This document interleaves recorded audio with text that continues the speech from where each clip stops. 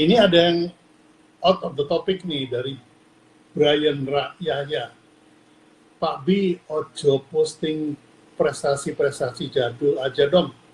Project branding di 2000-an mosok nggak ada. 2000-an itu mulai tahun berapa? Kemarin yang saya posting 2004 ada. Nanti deh, bagian lagi work from home, nggak posting-posting karya dulu deh. Oke. Berikutnya, sebentar, ini yang relevan.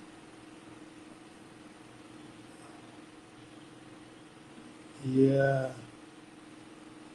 Itu Pak Ini ada B, yang nanya, apakah apa dokter tuh? hewan di garda terdepan? Oh iya. Gimana tuh jawabannya? Kalau dokter hewan di garda terdepan pasti, tapi bukan hanya tentang COVID-19. Karena yang namanya dokter hewan itu punya moto, namanya manusia meriga satwa sawaka. Jadi di mana yang namanya manusia itu, para dokter hewan sendiri ini mensejahterakan kondisi si hewan ini untuk keberlangsungan hidup manusia yang pastinya. Kayak misalkan kalau di RPH itu kan yang pasti kita yang memilah lagi ini hewan ini tuh layak nggak untuk dikonsumsi manusia, seperti itu salah satu contohnya gitu kan. Mau daging mentah, daging olahan, semuanya, telur, ayam, semua itu kan hasil ininya juga ya, apa, dokter hewan juga gitu. Terus juga sama seperti dokter hewan yang bekerja di klinik itu kan juga sama gitu kan. Kita juga salah satu. Jadi kalau misalkan dibilang garda terdepan di negara, ya kita juga part of it gitu loh. Cuma untuk COVID-19 ini salah satu contohnya itu tadi, seperti kalau di Indonesia mungkin salah satu profesor kita itu Prof. Nidom juga salah satunya yang akan membuat sedang meneliti ya vaksin untuk COVID-19, dan itu juga kenapa bekerja sama dengan dokter manusia dan dokter hewan ini saling bekerja sama, karena kami ini terdiri dari One Health, jadi kita tidak bisa terpisahkan segala apa namanya, mau dokter hewan, dokter manusia, kita terdiri dari One Health, jadi kita saling berkaitan, yang pasti kayak gitu. Jadi nggak ada tuh yang lebih istimewa hewan atau manusia dokternya. Oke. Ini ada yang nanya nih. Mirkas, lulusan universitas mana ya dan tahun berapa? Kok masih muda banget? Nah, silakan dijawab. Lulusannya di Surabaya ya, alhamdulillah, di Universitas Erlangga. Baru lulus 2020 ya, berarti 2018 lulus menjadi dokter hewan. Kok masih muda? Ya alhamdulillah masih pertengahan 20, jadi masih muda. Oke. Ya belum pertengahan sih kayaknya. Masih apa? Sebelum pertengahan ya. Setahun sebelum pertengahan kan? Apa sudah pertengahan? Hampir, bentar lagi. Hampir pertengahan, oke. Dari, sebentar nih. Halo Pak Subiakto dan Dr. Hewan Fadia. Ini Susi Gunadi Ragunan. Sukses selalu ya. Nah, kayaknya teman sejawat nih. Oke. Ada lagi. Ini dari adiknya Pak B nih.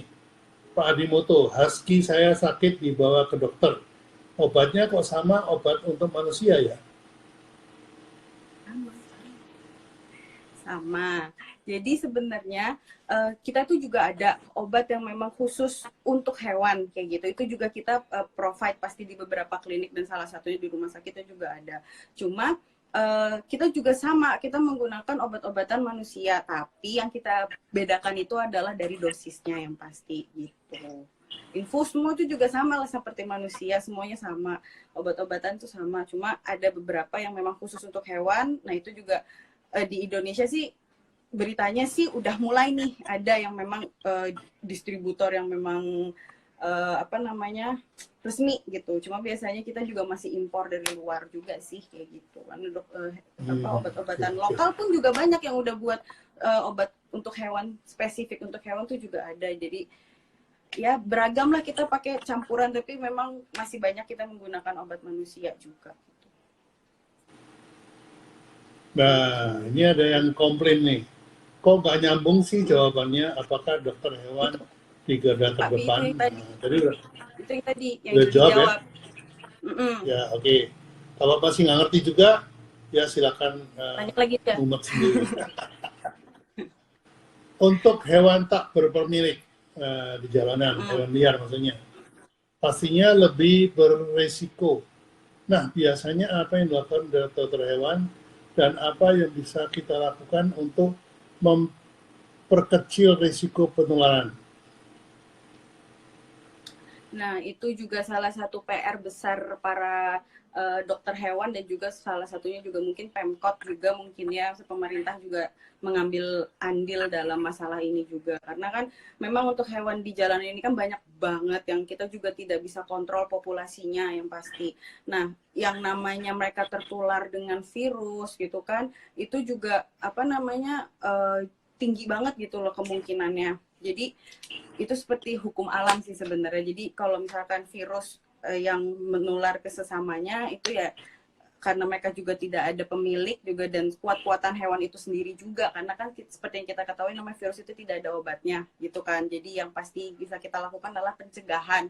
Nah, biasanya kayak dari Pemkot atau pemerintah itu biasanya mereka udah mulai menyediakan seperti steril gratis seperti itu ya. Jadi kita bisa untuk menekan yang namanya populasi yang meledak ya seperti itu. Nah, terus yang kedua biasanya ada vaksinasi gratis juga kayak gitu. Itu juga bisa. Jadi sebenarnya yang lebih lebih apa ya yang lebih bisa kita bilang paling efektif itu adalah sterilisasi sih.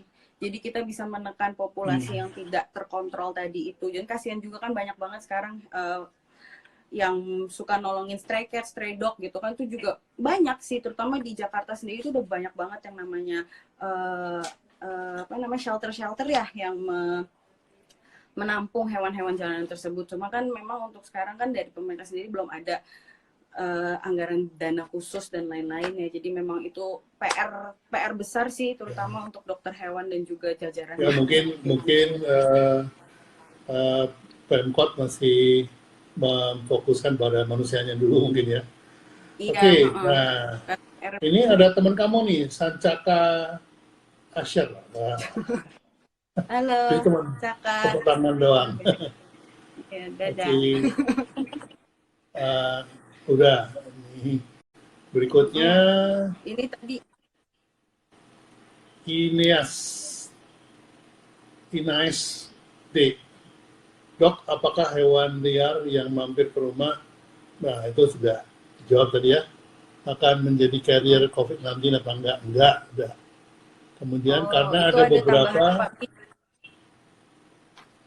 artikel menjelaskan bahwa baju plastik dapat membawa atau menempel virus tersebut. Terima kasih, Dok. Iya, kalau itu sih lebih ke kalau COVID-19-nya ya. Mungkin untuk si hewannya sendiri itu belum, kan tadi seperti udah disampaikan ya hewan itu nggak tahu apakah dia benaran bisa menularkan ke sesamanya gitu kan. Tapi kalau yang nempel di baju, di plastik dan lain-lain itu mungkin aja karena kan manusianya sendiri kita kan nggak pernah tahu manusianya terjangkit atau enggak kan yang pasti. Terus juga ya gitu apa plastiknya kita pegang dan lain-lain jadinya tularan juga kan kitanya tapi kan belum tentu si siapa namanya hewan ini sebagai carrier-nya. Kalau carrier sih ya itu tadi saya bilang mungkin aja karena si pemilik itu pegang si hewan yang terjangkit virus COVID-19 tadi itu terus juga akhirnya menempel pada bulunya, menempel pada bagian tubuhnya si kucing, habis itu kita pegang terus orang yang sehat pegang lagi hewan itu, habis itu tidak cuci tangan, tidak membersihkan diri, terus dia pegang muka, pegang yang lain-lain, memungkinkan lagi terjadi, tapi ya? secara langsung itu tidak sih. Itu juga hanya apa namanya perantara aja kayak gitu. Kalau misalkan baju plastik membawa atau menempel ya mungkin aja karena kan memang yang dikhawatirkan kenapa kita adanya stay at home gitu kan karena kita nggak tahu virus itu menempel di mana aja gitu loh. Walaupun katanya dia apa namanya tidak langsung lah ke hewan itu tersendiri gitu. Jadi memang lebih ke manusia dan manusianya sendiri. Si hewannya itu hanya nggak sengaja kena si pemiliknya terus kena lah ke temennya yang sehat kayak gitu, lebih kayak gitu sih sekarang karena kita juga belum ada penelitian yang pasti. Iya, ini mungkin harus dibedakan ya.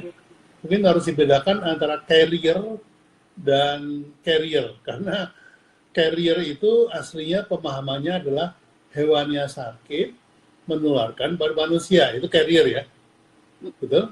Nah, tapi kalau binatangnya itu lagi lewat terus ada yang haji gitu ya, terus dia hulunya kena COVID-19 gitu, itu bukan carrier kalau menurut saya. Harusnya ya ya ya nempel aja gitu, sama kayak baju, Iya. sama kayak plastik, kayak uh, package kayak gitu ya, yang dibawa sama Gojek. Oke, berikutnya, halo Pak Abi dan Bu Dokter. Mau tanya untuk RPH daging merah, ikan, ayam, apa ada SOP pencegahan yang menjamin sertifikat halal bahwa COVID-19 tidak mencemari daging, ikan, ayam tersebut? Maksudnya sertifikat bebas COVID kali ya. Misalnya ini lagi dipotong nih dagingnya. Ayam ada pencegahan yang menjamin. Ya, lagi dipotong, terus kemudian yang potongnya bersin gitu ya.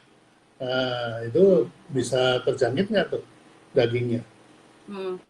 Iya, yang pasti yang kalau untuk hal-hal seperti itu ya di RPH sendiri itu kenapa ada dokter hewan itu untuk memastikan hygiene-nya dia ya yang pertama. Dan juga kita kan dokter hewan juga harus mengenal HACCP itu sendiri kayak gitu. Jadi sebenarnya untuk spesifik si COVID-19 mungkin belum sampai ke situ, ke manusianya aja masih repot kan mengendalikannya. Gimana mau ke hewan juga gitu kan. Makanya akhirnya yang pasti yang sudah ada dari dulu itu yang namanya untuk masalah daging merah, ikan, ayam dan lain-lain itu yang pasti harus kebersihannya. Kenapa RPH itu ada dokter hewannya? Karena kebersihan si makanan-makanan atau bahan mentah ini yang akan didistribusikan ke masyarakat itu harus ada tanda lulusnya dari si dokter hewan kayak gitu. Karena kan itu banyak sekali yang mesti itu kayak si asuh itu kan dagingnya harus halal, terus juga harus sehat, seperti itu sih lebih ke kayak gitu. Tapi untuk si COVID-19-nya sendiri saya yakin itu belum sampai ke tingkat itu gitu loh, karena memang untuk mengendalikan manusianya sendiri aja masih repot banget ini ya kan. Oke.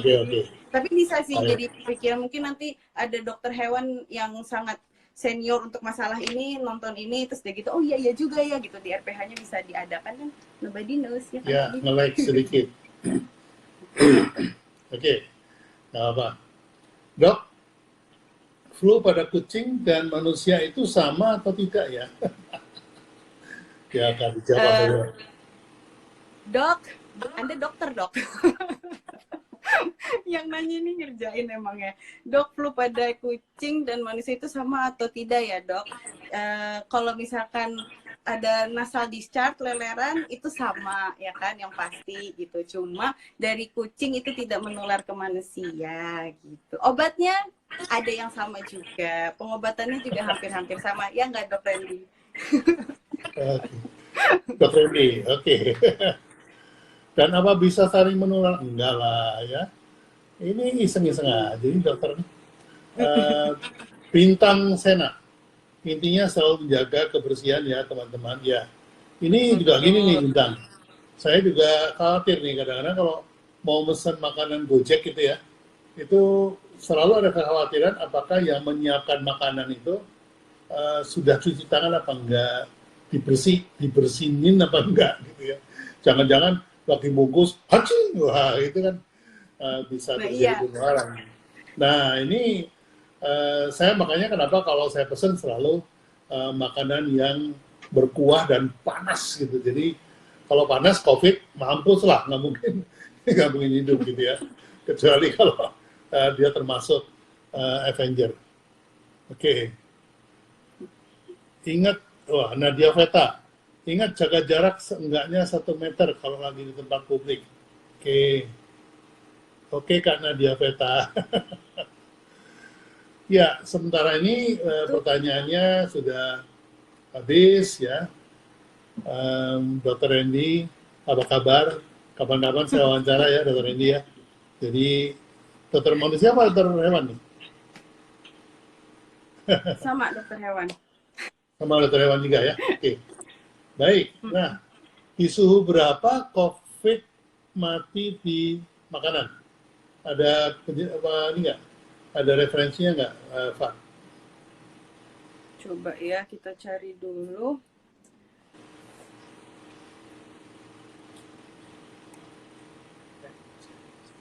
Oke.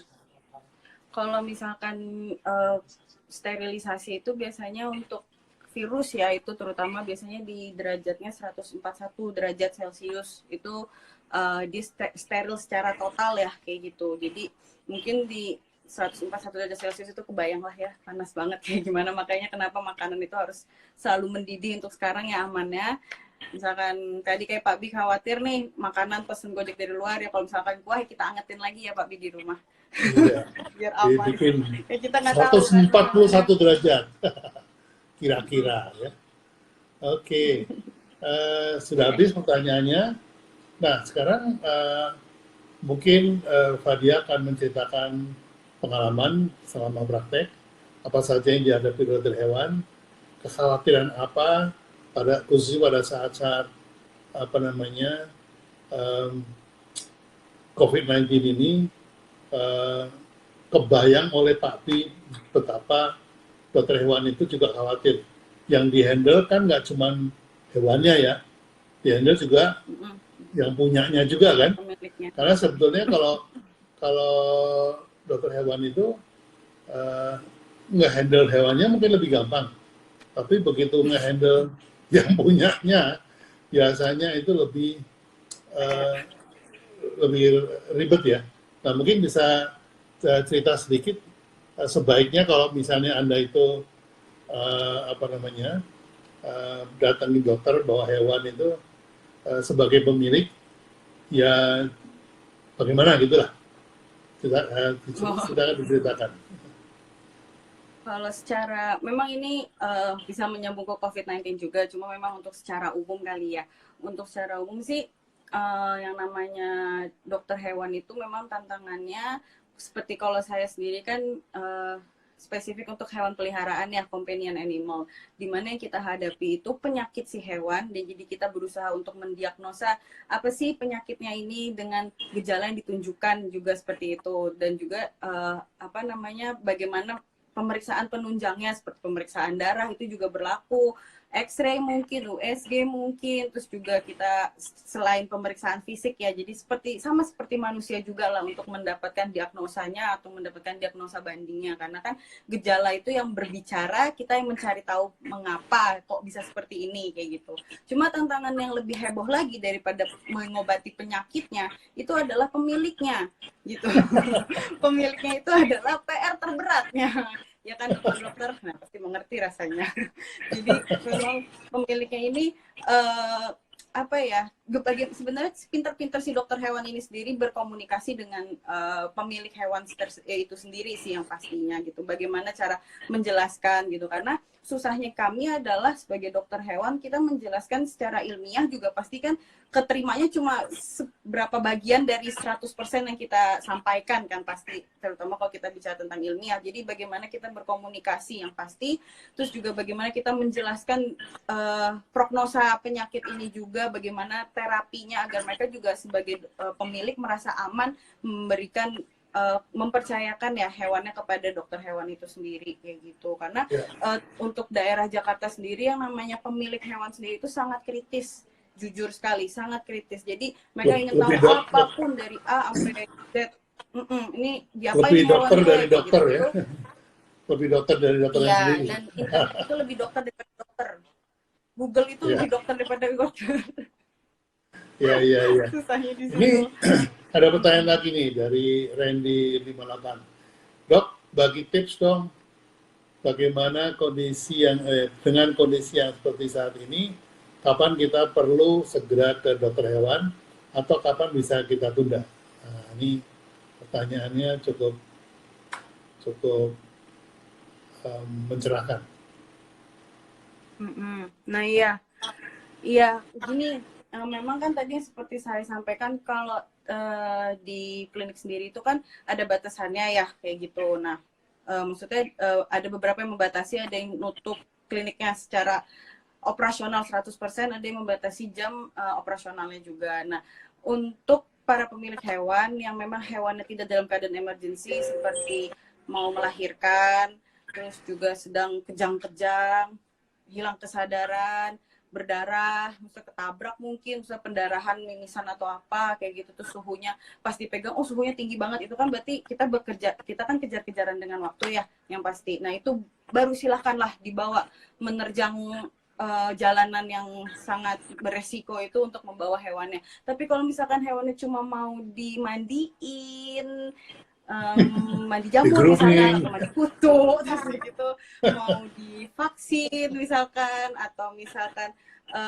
cuma masih bisa dihandle sendiri misalkan ya gitu, jangan dulu dibawa karena beresiko untuk pemiliknya terutama, bukan untuk hewannya gitu. Kalau misalnya hal kayak cuma mandi atau vaksin gitu kan masih bisalah kita tunda. Nah makanya kenapa saya ini Pabi ada kan, selain Instagram saya Fadiat Hari kan saya juga ada Dokvat. Nah Dokvat itu tuh hampir setiap hari untuk akhir-akhir ini banyak yang udah mulai untuk konsultasi kesehatan hewannya sendiri gitu. Jadi mereka, oh ini dokter, kenapa kucing saya telinganya kok mulai botak nih di belakangnya gitu, garuk-garuk terus, udah saya kasih udah saya mandiin tapi masih garuk-garuk terus, berarti masalahnya bukan di kulitnya tapi masalahnya di dalam telinganya, coba deh dilihat. Terus saya, oh iya dokter ternyata benar, kotoran telinganya warna hitam. Nah berarti di situ ya udah tinggal dikasih obat ini. Jadi dari saya sendiri itu membuka akses untuk para pemilik hewan yang mungkin panik di rumah tapi bingung mau keluar rumah gitu ya, boleh silakan follow @dokvat. Nanti di situ boleh sharing, mau minta saran untuk hewan-hewan yang ada di rumah atau nemu hewan di jalanan, apa pertolongan pertama apa yang bisa dilakukan saat mereka menunjukkan gejala-gejala yang sangat umum. Nanti biasanya kita akan bantu anamnesa. Memang sulit kalau misalkan udah terlalu kompleks penyakitnya, hanya via chatting atau via Instagram, chattingan biasa lah gitu, biasanya itu memang agak sulit. Cuma at least ada pertolongan pertama yang bisa diberikan agar bisa mengurangi Penderitaan. kondisinya itu semakin ngedrop kayak gitu sih. Jadi monggo silahkan kalau misalkan pada panik. Kalau misalnya mau ke klinik, itu kliniknya di mana Pak? Kalau klinik kita masih buka ya di Petgo Cipete. Kita masih buka setiap hari kecuali hari Senin. Dari jamnya kalau bisa memang dengan SOP yang sudah diberikan oleh PDHI juga, lebih baik dengan appointment ya, dengan janjian kayak gitu. Jadi biar kita juga bisa tahu, oh berarti kita kan nggak selalu standby di situ ya gitu, karena kan memang membatasi jam operasional juga, mengingat kondisi dari rumah ke sana juga perjalanannya cukup menegangkan. Cipetenya sebelah mana itu Pak? Cipetenya di BDN Raya, itu dia sampingnya Indomaret BDN Raya, deket Sekolah Aliklas, deket juga sama MRT Cipete Raya. Jadi kalau misalnya MRT Cipete Raya tinggal jalan kaki, boleh mampir, dekat sekali. Ini ada masukan dari Made SAE, maaf nih. Made SAE. SAE, ya. Dokter Marga. Kalau sejenis virus yang aman, yang cuman punya lapisan lipid aja bisa mati hanya dengan suhu di atas 26 derajat. Nah, ini buat Pak Bi juga pengetahuan juga. Kalau glikoprotein, please lipid sekitar 30. Terima kasih Dr. Made. Oke. Jawab itu Pak Bi di bawahnya. Oh, ada di bawahnya. Oh, oke. Jika ini Dokter Eki Bahtiar. Ini kok dokter semua ya jadi masuk. Gara-gara Dokter Fat sih. Jadi konsumsi makanan lebih baik dalam kondisi matang di atas 30 derajat. Karena juga ada foodborne diseases. Oke. Makanan yang dapat menjadi faktor penyakit. Baik. Suhu 121 untuk sterilisasi total, untuk benda-benda mati agar tidak menjadi vektor. Oke. Mantap, jelas sekali. Waktu tinggal 6 menit, jadi mungkin Dokvat bisa memberikan tips atau rangkuman atau closing statement buat teman-teman sehingga tidak ada lagi keraguan bahwa binatang piaraan seperti kucing dan anjing itu tidak menjadi carrier dari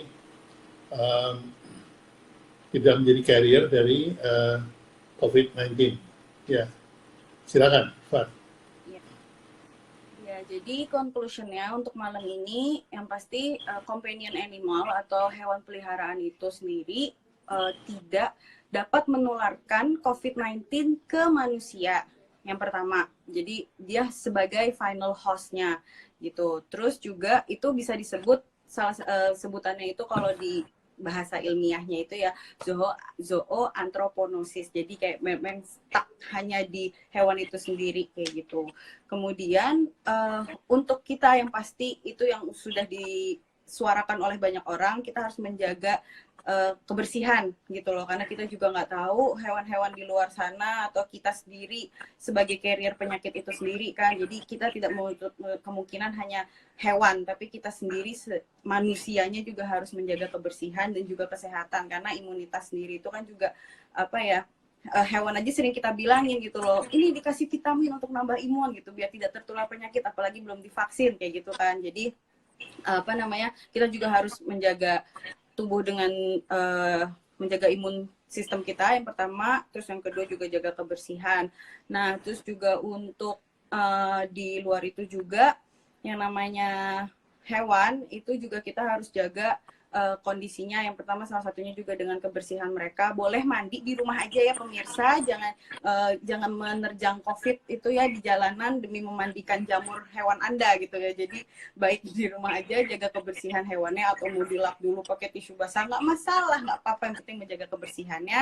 Dan juga jangan cuma kita aja yang menjaga imun kita, tapi hewan sendiri juga bisa, karena kan penularan ke sesama hewan itu juga sangat tinggi masih ya tingkat kejadian virus yang seperti tadi coronavirus yang ada di kucing atau enggak penyakit virus lainnya itu juga sangat memungkinkan. Jadi untuk hewan sendiri jangan lupa berikan vitamin juga untuk menambah imun sistem dia juga ya kayak gitu. Terus juga selain kebersihan buat hewannya juga buat manusianya juga itu sih. Apalagi kira-kira Pak Bi yang mesti ditambahin, mungkin jangan terlalu parno ya sama berita-berita di luar sana yang katanya ini apa namanya hewan positif COVID-19, terus udah gitu hewannya seperti rumor yang pernah ada ya, maksudnya kayak diungsikan hewannya kayak gitu. Enggak ada. Pokoknya sampai ada statement kalau dokter hewan tuh biasanya ngeliatin dari OIE ya, itu boleh. Kalau mereka sudah mengeluarkan statement atau dari WHO juga sudah mengeluarkan statement, baru silahkan dipercaya. Tapi kalau misalkan dari media seperti tadi Pak Bi bilang di awal ya, hati-hati, itu bisa saja bohong pemirsa. Gitu. Hoax. Nanti kapan-kapan kita wawancarain Nadia yang ahlinya membedakan antara hoax dan bukan. Yang saya suka dimarahin juga sih gara-gara itu. Nah, itu ada beberapa ya. Ada beberapa kolekannya Fadia. Silakan disapa, sekalian pamitan. Sampai ketemu di lain waktu, barangkali. Silakan. Ada Dr. Randy, ada Dr. Made, siapa lagi nggak tahu, Bintang atau Kakak. Para dokter hewan yang sudah menonton live hari ini, terima kasih banyak. Pasti lagi pada nobar ya guys, ya kan. Terus juga untuk teman-teman kolega dokter hewan di luar sana, terus teman-teman adik banyak juga tadi junior juga ya, terus juga beberapa followersnya Dokfat juga tadi kelihatan beberapa join gitu atau langganannya Dokfat juga. Terima kasih sudah menonton, semoga bermanfaat yang pastinya, dan juga kita bisa sharing-sharing lagi, boleh via Instagram atau diskusi secara langsung juga tidak masalah. Dan jangan lupa follow @dokfat untuk konsultasi. Jadi nggak usah menerjang jalanan itu ya untuk COVID-19, hati-hati pemirsa. Jadi monggo kalau misalkan panik nih hewannya, kok hewan saya diare gitu ya, boleh langsung follow Dokfat, silakan konsultasi, free, tidak ada biaya tambahan ya. Itu ada salam dari Ninin tuh. Ada salam dari Ninin. Salam dari Ninin. Halo Ninin. Ya. Oke, jadi terima kasih banyak Dokfat untuk waktunya malam ini. Malam ini memang topik COVID, tapi saya akan undang lagi kapan-kapan Dokfat untuk cerita-cerita tentang penyakit yang lain. Terima kasih banyak atas waktunya. Sukses terus. Stay healthy, stay fit. Wassalamualaikum warahmatullahi wabarakatuh. Waalaikumsalam. Terima kasih Pak Bi.